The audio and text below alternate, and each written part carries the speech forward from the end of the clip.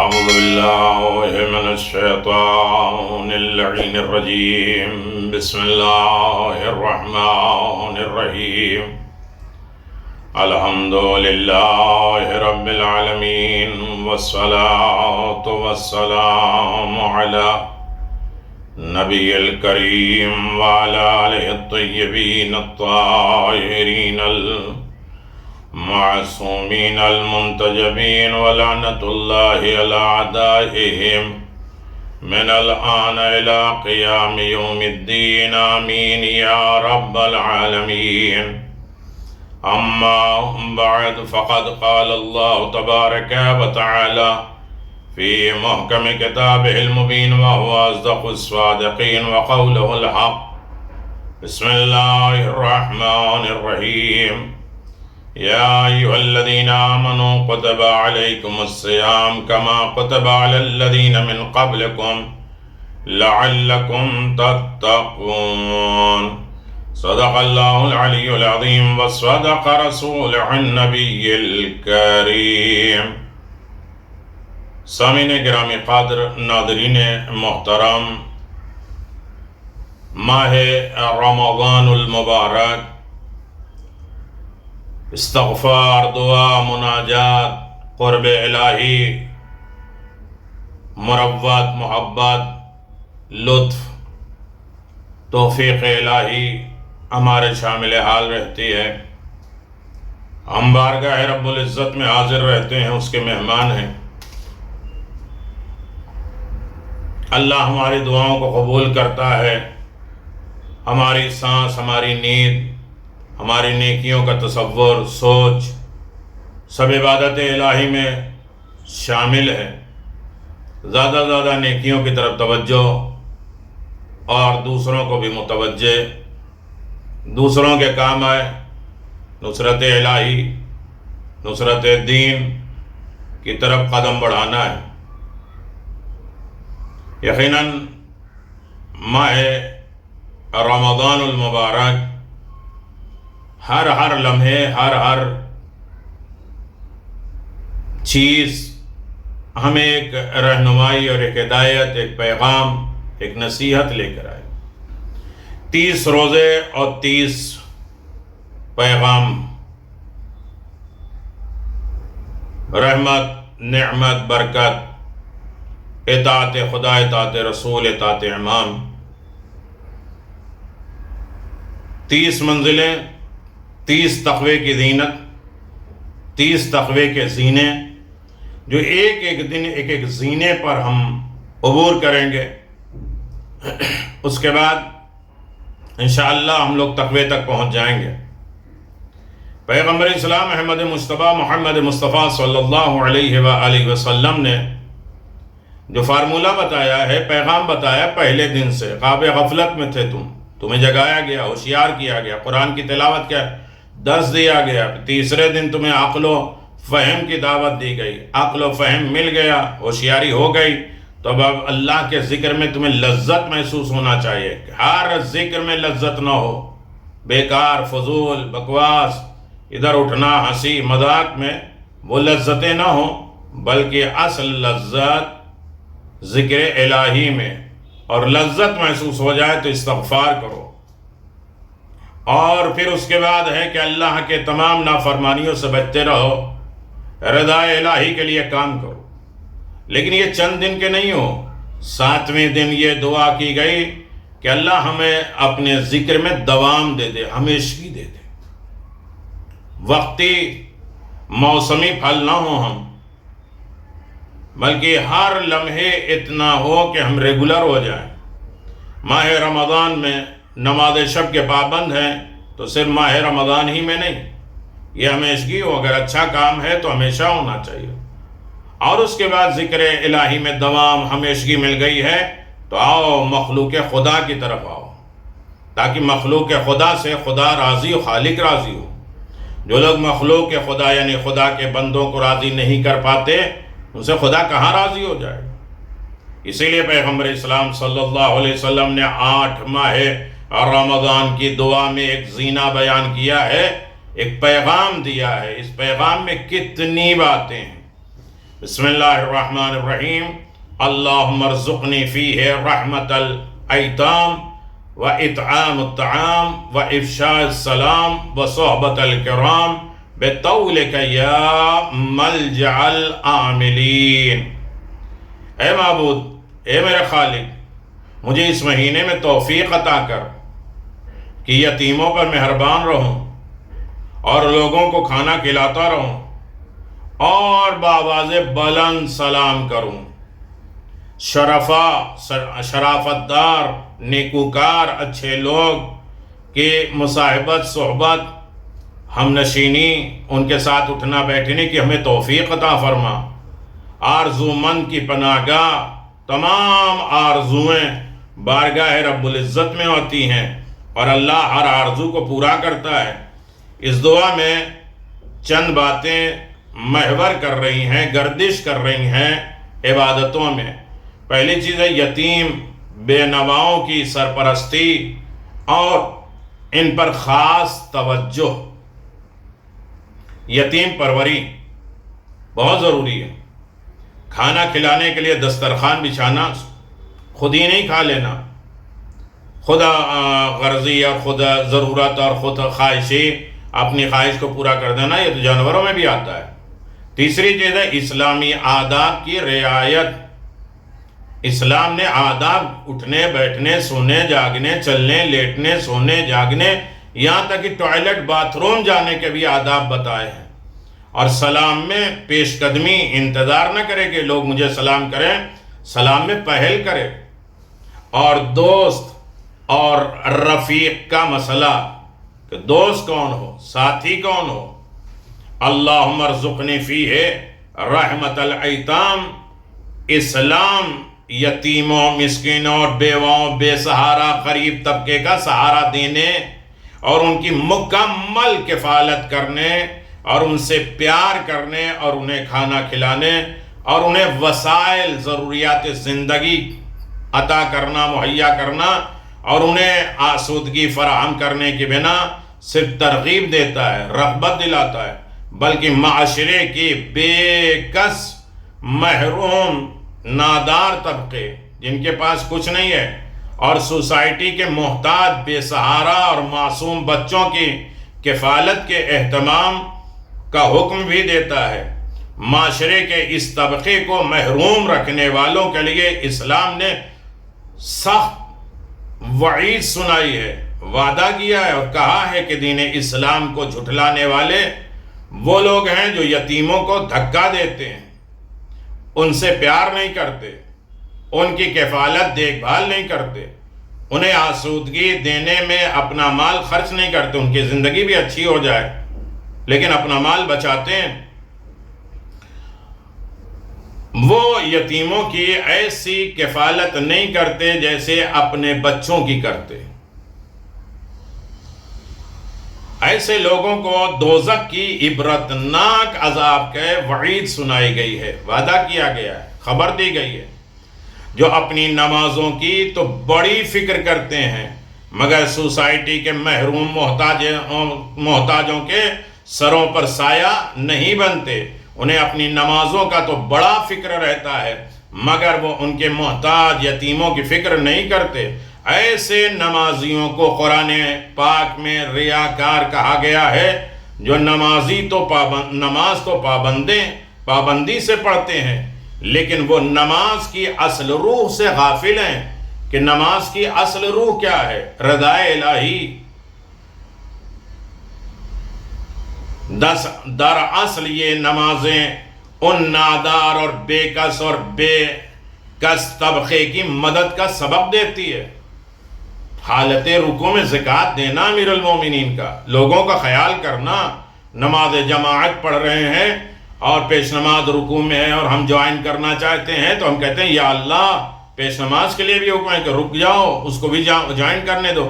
جو خالق کی عبادت کر رہا ہے لیکن پیچھے مخلوق کی سن رہا ہے، اگر نہیں سنے گا تو خالق بھی ہماری نہیں سنے گا۔ تو نماز اصل میں انسانیت کا درس دیتا ہے، ضرورت مندوں کا خیال رکھنے کا حکم دیتا ہے۔ جو لوگ محتاج طبقے کو برتنے کی کوئی معمولی چیز مانگنے پر بھی نہیں دیتے، وہ ان محتاجوں کو دھتکار دیتے ہیں، بھگا دیتے ہیں، انہیں بخیل کہا جاتا ہے، کنجوس کہا جاتا ہے۔ سورہ فجر میں ارشاد ربانی ہے کہ کچھ لوگ دوزخ میں پھینک دیے جائیں گے، ان سے جنتی پوچھیں گے کہ تمہیں دوزخ میں کیوں ڈالا گیا؟ تو وہ کہیں گے ہم دوزخ میں اس لیے ڈالے گئے کَلَّا بَل لَا تَكْرَمُونَ الْيَتِيمَ، ہم اپنے مال، وسائل، ضروریات زندگی سے یتیموں کی کفالت، ضرورت کو ہم نہیں پورا کرتے تھے، انہیں معاشرے میں باعزت مقام نہیں دیتے تھے، انہیں آغوش میں نہیں لیتے تھے، ان کے سر پہ ہاتھ نہیں پھیرتے تھے، ان سے پیار اور نرم لہجے میں بات نہیں کرتے تھے۔ ہمیں اپنے مال سے بہت محبت تھی، غریبوں مسکینوں سے محبت نہیں کرتے تھے۔ امیر المؤمنین علی بن ابی طالب علیہ السلام ضربت کے بعد اور شہادت سے پہلے وصیت فرماتے ہیں، اللہ اللہ فی الایتام فلا تغبوا افواہم ولا یضیعوا بحضرتکم۔ دیکھو یتیموں کے بارے میں اللہ سے ڈرتے رہنا، کہیں ان کے فاقوں کی نوبت نہ آ جائے، وہ تمہاری نگاہوں کے سامنے برباد نہ ہو جائیں۔ یتیم نواز حضرت امیر المؤمنین علی بن ابی طالب کا ارشاد گرامی ہے، ما من مؤمن ولا مؤمنۃ یدعو علی راس الیتیم ترحم لہ الا کتب اللہ لہ بکل شعر مرہ یداہ علیہ حسنہ۔ کوئی مومن مرد عورت نہیں ہے جو اپنا ہاتھ یتیم کے سر پہ رکھے پھیرے مگر اس کے لیے ہر بال کے بدلے میں جس پر اس کا ہاتھ پڑا ہے اسے نیکی لکھ دیا جاتا ہے۔ ابو طفیل کہتا ہے کہ امیر المؤمنین علی بن ابی طالب علیہ السلام کو دیکھا کہ آپ نے یتیموں کو اپنے پاس بلایا، پھر آپ ان سے اس طرح مہربانی کرتے اور انہیں شہد پلاتے اور شہادت گواہی دیتے کہ آپ بعض اصحاب آرزو کرتے تھے کہ کاش ہم بھی یتیم ہوتے۔ اتنی شفقت، اتنی مہربانی کرتے تھے امیر المومنین۔ اور یقیناً آپ دیکھیں کہ اسلام نے سب سے بڑا دستور دیا ہے، وہ دستور یہ ہے کہ اسلام کے احکام میں ایک حکم یتیم پر رحم کرنا بھی ہے۔ خدا متعال نے یتیموں پر رحم کرنے کے بارے میں بہت تاکید فرمائی ہے۔ امیر المؤمنین نے وصیت نامہ کر دیا کہ یتیموں کا خیال رکھنا، کہیں ایسا نہ ہو کہ تم پیٹ بھر جاؤ اور بھرے پڑے رہو اور اس کے بعد تم یتیموں کا خیال نہ کرو۔ خیر بیوتکم بیت فیہ یتیم یحسن الیہ وشر بیوت بیت یسع الیہ۔ جس گھر میں یتیم پر شفقت، مہربانی، احسان کیا جائے وہ سب سے اچھا گھر ہے، اور بدترین گھر وہ ہے کہ جس میں یتیم کے ساتھ بد اخلاقی، بدسلوکی کیا جائے۔ یتیموں پر رحم اور شفقت کرنے کے سلسلے میں بہت زیادہ حدیث ہے۔ ان حدیث سے ہم یہ نتیجہ نکال سکتے ہیں کہ صرف یتیم کے سر پر ہاتھ پھیر دینے سے اس کے حقوق ادا نہیں ہوتے، بلکہ یتیم کی روزمرہ زندگی، ان کی ضروریات کو پورا کرنا تمام مسلمانوں کا فریضہ ہے، بالخصوص ہمارا فریضہ ہے۔ جو ہم سنیں اس پر عمل کریں، جو اپنے آپ کو معصومین علیہ السلام کا پیروکار، اطاعت گزار، محبت کرنے والا اور چاہنے والا کہتے ہیں، کیونکہ ہم مولا کائنات امیر المؤمنین علی بن ابی طالب کی سیرت میں دیکھتے ہیں کہ آپ کتنے یتیموں کے سرپرستی فرماتے تھے۔ خدا ہم سب کو یتیموں کے حقوق ادا کرنے کی توفیق عطا فرمائے، اس لیے کہ ہم آج کے دن خدا کی بارگاہ میں اپنے ہاتھوں کو بلند کر کے یہ دعا مانگتے ہیں، اللہم ارزقنی فیہ رحمت الیتام۔ اس مہینے میں اللہ تعالیٰ کی رضا، اس کی خوشنودی حاصل کرنے کے لیے غریبوں، روزے داروں کو کھانا کھلانے کی بہت زیادہ تاکید کی گئی۔ اس کے بارے میں بھی ہے، لَإِنْ أَتَاكُمْ أَخَاهُ لِمُسْلِمًا أَحَبَّ إِلَى اللَّهِ مَنْ عَاتَكَ أَفَقًا مِنَ النَّاسِ قِيلَ كَامُ فَقَالَ عَشْرَ آلَافٍ۔ اگر کوئی اپنے مسلمان بھائی کو ایک وقت کا کھانا کھلائے تو میرے نزدیک وہ اس شخص سے بہتر ہے جو ایک افق غلام کو آزاد کرے۔ آپ سے پوچھا گیا کہ ایک افق کتنا ہے، تو آپ نے فرمایا 10,000 غلاموں کو آزاد کرنے کے برابر۔ آج کے دن خدا کی بارگاہ میں دعا ہے، اطعام الطعام، روزہ رکھ کر بھوکے اور نادار مسلمانوں کا احساس کرنا بھی روزے کا ایک اہم مقصد ہے۔ تمہیں بھوک اور پیاس میں کیوں رکھا جا رہا ہے؟ تاکہ بھوکے پیاسوں کا احساس کرو، معشر کی بھوک پیاس کا احساس ہو۔ مسکینوں کو کھانا کھلانے میں بھی اس مہینے کا ایک بہترین عمل ہے۔ اگر کچھ پکایا جائے تو غریبوں پڑوسیوں کا حصہ نکال کر بھیج دیا جائے۔ کسی کو اگر کچھ دیا جائے تو عزت و احترام کے ساتھ، ایسا نہیں ہے کہ بچ گیا اب خراب ہے اب کھانے والے نہیں ہیں کوئی تو لہذا دے دو، عزت کے ساتھ، اس لیے کہ مانگنا خود ایک عزت کو بیچنا ہے۔ جو غریب کو کچھ بھی دے سکتا ہے وہ محبت پیار تو دے ہی سکتا ہے۔ دینا ہے تو بڑے آرام سے، شفقت کے ساتھ، مہربانی کے ساتھ، اور دے کے خود شکریہ ادا کرو۔ امام زین العابدین جب کسی کے ہاتھ پہ کچھ دیتے تھے تو اٹھا کے چومتے تھے کہ تیرے ہاتھ سے میرا یہ مال خدا کی بارگاہ میں پہنچ رہا ہے۔ ہم کسی کو رسوا اور ذلیل کر کے، یہ کم کر کے، یہ خراب چیزیں، بچی ہوئی چیزیں نہ دیں۔ جو اپنے لیے پسند کرتے ہیں وہ پسند کریں۔ اچھے حالات میں دینا تو سب کی عادت ہے، جب حالات نہ ہو تو سخاوت کرو تاکہ اللہ روزیوں کا دروازہ کھول دے، مشکلات دور کر دے۔ آج کل بڑی بڑی افطار پارٹیاں ہوتی ہیں جنہیں عموماً پیسے کی نمائش ہوتی ہے، بڑے بڑے لوگ آتے ہیں جنہیں کھانے پینے کی کوئی کمی نہیں ہوتی۔ اگر ایک مالدار شخص افطاری کا اہتمام کروائے تو وہ مالدار کو نہیں بھولتا، یا تو بس غریب نہیں رہتے۔ کل ہی کی خبر میں ہے ایک آدمی کی افطار کا خرچ، اتنے لوگوں کو بلایا، ایک آدمی کے اوپر افطار کا کتنا خرچ کیا گیا؟ 47 لاکھ، 47 لاکھ، پتہ نہیں سونا چاندی ہیرے جواہرات کیا کھلا رہے تھے ایک آدمی کے اوپر خرچ، جبکہ ایک شہر آباد ہو سکتا ہے، غریب کے کتنے محلے آباد ہو سکتے ہیں۔ اگر مالدار کو افطاری پر بلانا بھول بھی جائیں تو کتنی بار معذرت ہوتی ہے، گناہ کا کفارہ تک ادا کیا جاتا ہے کہ بھائی ایک دعوت رک گئی تو 2-4 دعوتیں اور ہو جائیں۔ جواب میں دوسرے مالدار بھی اس کے ساتھ خوب نیکیاں کرتے ہیں۔ اگر کوئی غریب قسمت والا ایسی دعوت میں چلا گیا تو شاید وہ واپس بھوکا ہی جانا پسند کرے گا، اتنا ذلیل اور رسوا کریں گے۔ یا ہم کوئی راشن بانٹتے ہیں تو لائن لگاؤ، دکھاؤ، لوگوں کو نمائش دو کہ یہ بھی لائن میں لگے ہیں، یہ بھی کھانا چاہ رہے ہیں، یہ بھی ہاتھ پھیلا رہے ہیں، چپل گھسوا دیتے ہیں ایک مستحق کو ان کا حق دینے میں۔ یہاں مطلب یہ نہیں ہے کہ کھانے پینے اور غریبوں اور دوستوں کو روزہ افطار کروانے میں کوئی حرج ہے، مگر یہ کہ مقصد ضرور ہے کہ اصل نیکی تو غریب کا پیٹ بھرنا ہے۔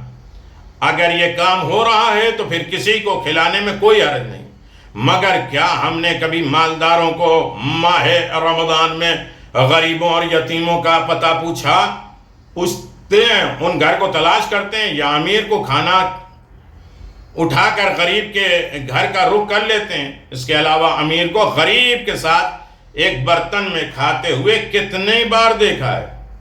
غریب ہے تو ان کو الگ برتن میں، الگ پلیٹ میں، کاغذ کی پلیٹ، پلاسٹک کے پلیٹ الگ بٹھا کے، تاکہ ان کے احساس ہو جائے کہ تم غریب ہو۔ امام رضا اپنے نوکروں کو اپنے ساتھ بٹھا کے کھلایا کرتے تھے تاکہ انہیں احساس نہ ہو کہ ہم نوکر ہیں، یہ مالک ہیں۔ لیکن ہمارے اندر غریب امیر کا بڑا فرق ہوتا ہے۔ جہاں امیر کو ہم ڈائننگ ٹیبل پہ بٹھاتے ہیں وہاں غریب کو باہر دروازے پہ بٹھاتے ہیں۔ بہت سی کوتاہیاں، بہت سی غلطیاں ہیں، اور پھر ہم یہ سوچتے ہیں کہ سارے نقصانات، ساری پریشانیاں ہمارے لیے کیوں ہیں؟ اللہ اکبر۔ اپنے کلاس کے لوگوں کے ساتھ تو پارٹیاں نوش فرمائی جاتی ہے، اکثر ملاحظہ ہوئی ہوں گی۔ آج کل تو اچھے اور بڑے بڑے ہوٹلوں میں بھی یہ عبادت ہو رہی ہے، افطار پارٹی۔ تعجب کی بات یہ ہے کہ ہر کلاس کے لوگوں کو اس کلاس کے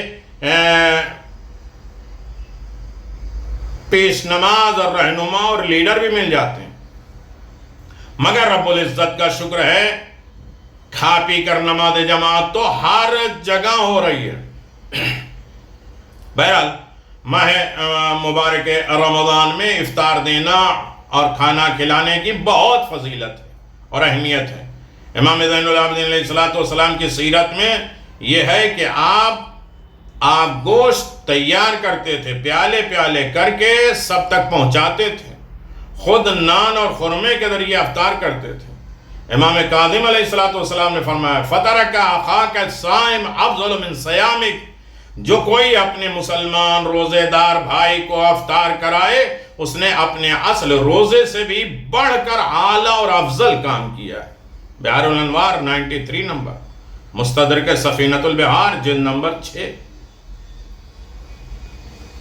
چوتھی چیز ہے جس پر آج ہم غور نہیں کرتے، وہ افشاء السلام۔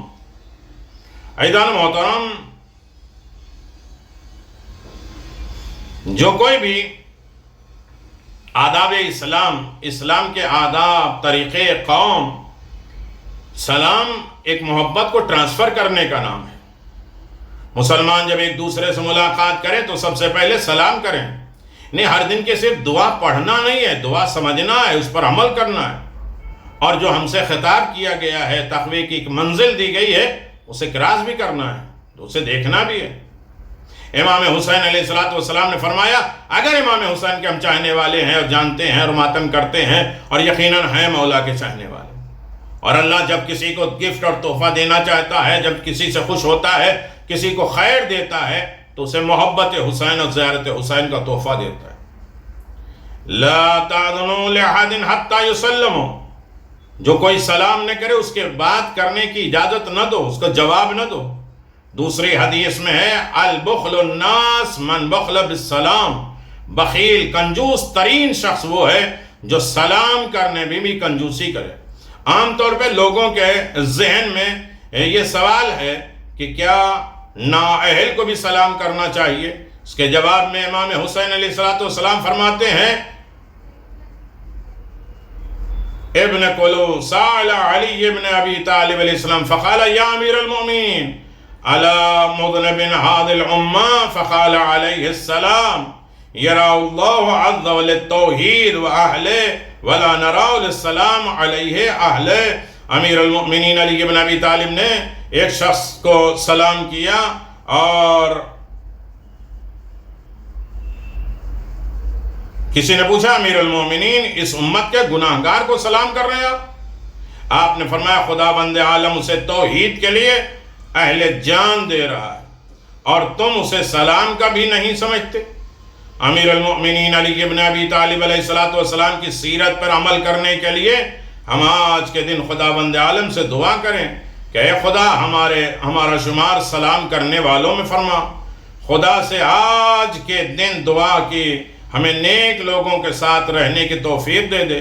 سلام کرنا مستحب ہے، اس کا جواب دینا واجب ہے، لیکن ثواب کے معاملے میں یہ واجب اپنے ساتھی مستحب سے بہت نیچا ہے اور پیچھے ہے۔ سلام کی نیکی کل 70 حصے جنہیں 69 حصہ سلام کرنے والے کو، مگر سلام کا جواب دینے والے کو صرف ایک حصہ۔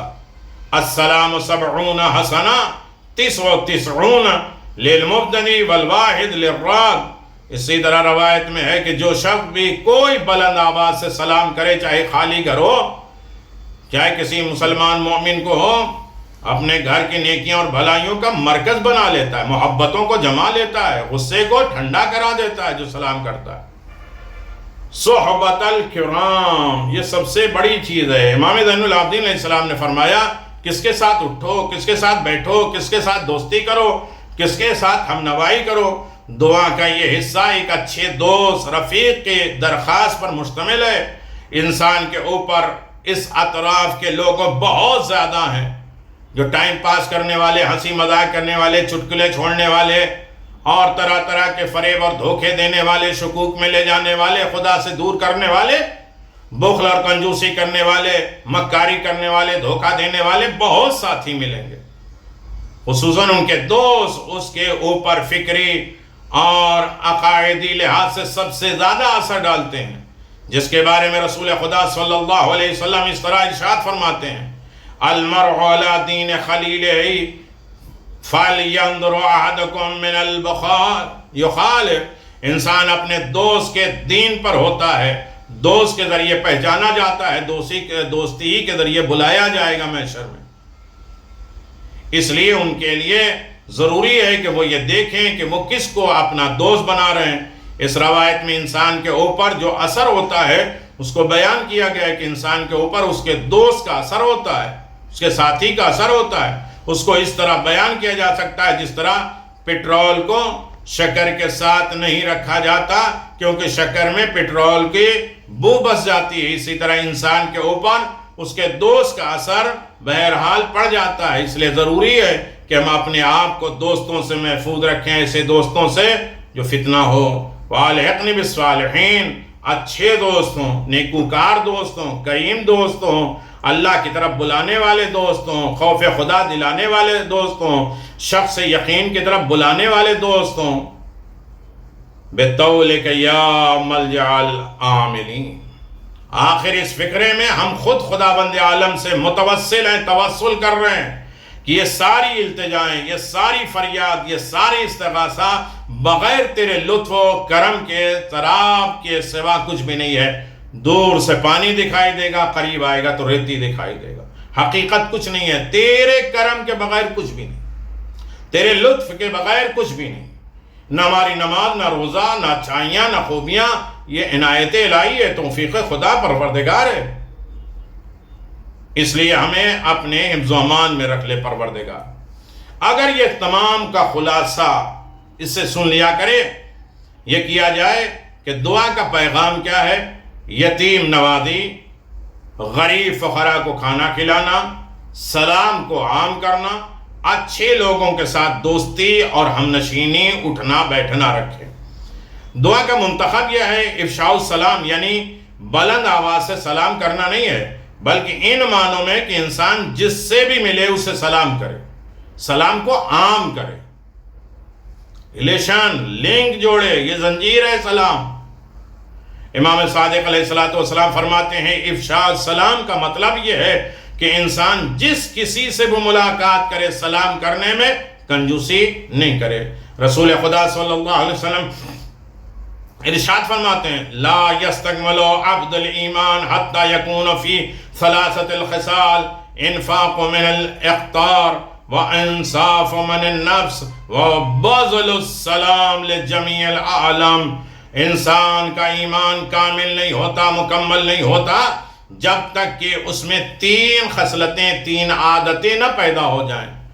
تنگ دستی کے باوجود جب ہاتھ میں کچھ نہ ہو، غربت ہو، فقیری ہو، اس وقت بھی راہ خدا میں انفاق کرنا، خرچ کرنا، اپنے بارے میں انصاف سے کام لینا اور سبھی کو سلام کرنا۔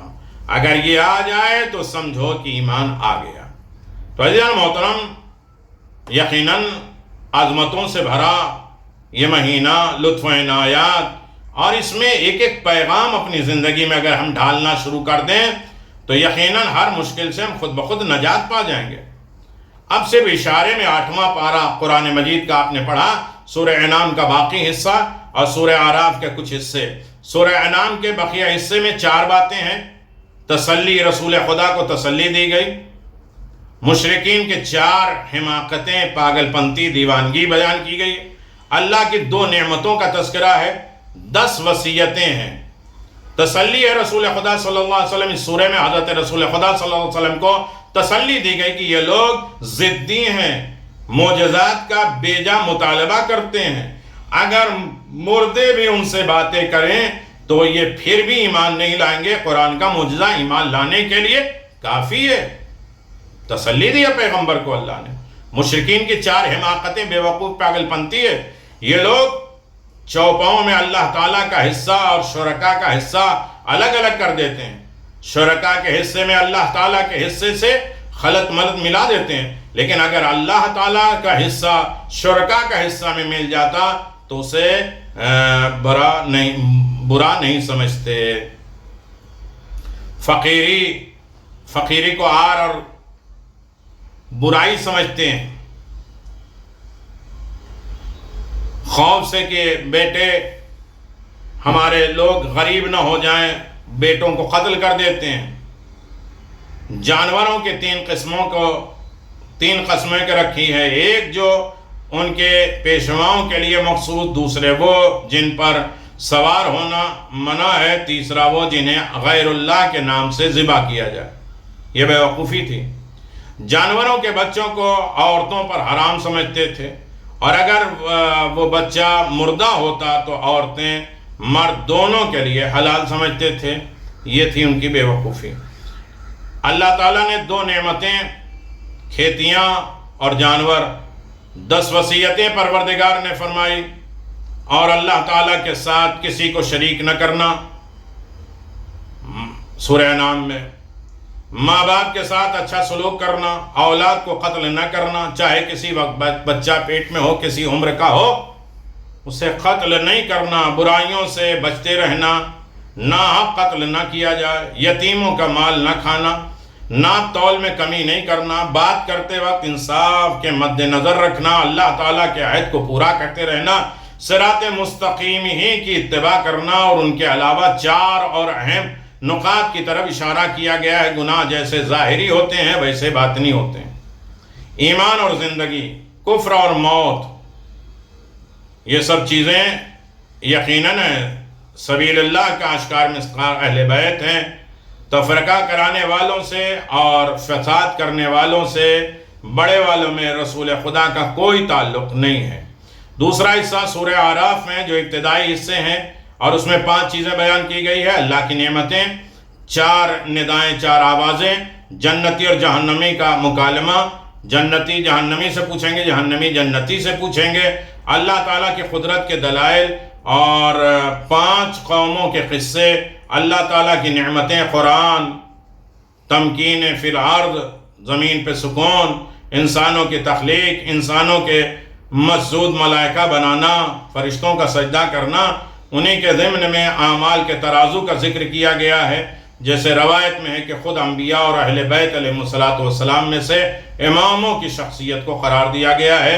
4 آوازیں آئیں گی کہ صرف اس سورے میں اللہ تعالیٰ نے انسان کو 4 مرتبہ یا بنی آدم کہہ کے بلایا ہے، اور جنتی اور جہنمی کے آپس میں گفتگو ہوگی۔ جنتی کہیں گے کیا تمہیں اللہ تعالیٰ کے وعدوں کا یقین آ گیا؟ جہنمی اقرار کریں گے، جہنمی کھانا پینا مانگیں گے، مگر جنتی ان سے کہیں گے اللہ تعالیٰ نے کافروں پر اپنی نعمتوں کو حرام کر دیا۔ جب جنت اور جہنم کا ایک دوسرے سے سامنا ہوگا جنتیوں کا، اور یہ مکالمہ کریں گے، تو اس سے پہلے ایک معزن، ایک ندا کرنے والا آواز دے گا، ظالموں پر اللہ کی لعنت کا اعلان کرے گا۔ حدیث میں امیر المؤمنین علی بن ابی طالب نے فرمایا کہ یہ ندا دینے والا وہ شخص بتایا گیا کہ اس کے علاوہ جنت میں جانے والوں کی قیامت میں ایک نشانی یہ ہوگی کہ انہیں اصحاب اعراف آواز دیں گے۔ حدیث میں اصحاب اعراف کے مصداق کو ہیں کہ اصحاب اعراف کون ہے؟ یہ 8واں پارہ ہے۔ اللہ تعالیٰ کی قدرت کے دلائل، بلند اور بالا آسمان، وسیع اور عریض عرش، رات اور دن کے نظام، چمکتے سورج، چاند، ستارے، ہوائیں، بادل، زمین کے نکلنے والے نباتات، 5 قوموں کے قصے، جناب نوح، جناب عاد، جناب ثمود، قوم حضرت لوط، قوم حضرت شعیب، ان قصوں کی حکمت، نسل رسول، اچھے اور بروں کا انجام، اللہ تعالیٰ کے یہاں دیر ہے اندھیر نہیں ہے، رسالت کی دلیل، نبی اکرم پچھلی قوموں کے قصے بتا رہے ہیں، انسانوں کے لیے عبرت اور نصیحت ہے۔ یہ وہ پیغام ہے جو انسان 8ویں پارے میں پڑھتا ہے۔ یعنی قرآن صرف پڑھنا نہیں ہے، سمجھنا ہے۔ قرآن ہم سے گفتگو کیا کر رہا ہے، قرآن ہم سے بات کیا کر رہا ہے، اس کی طرف بھی ہمیں متوجہ رہنا ہے اور اسے سمجھنا ہے کہ قرآن مجید ہم سے کلام کیا کر رہا ہے۔ قرآن کی باتیں سمجھیے، قرآن کے پیغامات سمجھیے، اور اپنی زندگی کو بہترین روزے دار، بہترین نمازی، اچھے نیکوکار میں شامل فرمائیے۔ والسلام علیکم ورحمۃ اللہ وبرکاتہ۔ السلام علیکم ائمة الہدی ورحمة الله وبركاته. استودعكم الله وأقرأ عليكم السلام. آمنا بالله وبالرسول وبما جئتم به ودللتم عليه. اللهم فاكتبنا مع الشاهدين.